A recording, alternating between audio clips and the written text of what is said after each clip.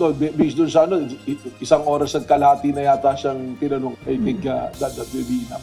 Hindi na muling ipatatawag ng National Bureau of Investigation si resigned Ateneo Blue Eagles basketball team head coach Thomas Anthony Tab Baldwin. Ayon kay NBI Director Melvin Matibag, naniniwala siya na sapat na ang mga ibinigay na statement ni Tab Baldwin noong magpunta ito sa kanilang tanggapan noong Martes ng umaga.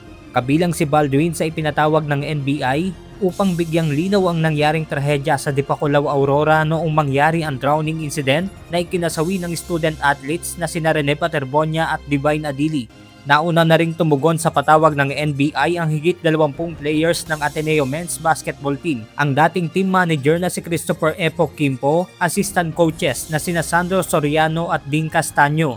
So pinoprocess yung mga testimony para may submit namin sa Department of Justice for proper disposition. Samantala, tikom naman ang bibig ni Direktor Matibag patungkol sa kung sino sa mga nagbigay ng salaysay ang posibleng maharap sa reklamo. Well, they have the statement and it's being reviewed undertaken by the investigating officers. I'm waiting for the report. At the same time, babasahin ko pa rin. So, I cannot comment on the matter.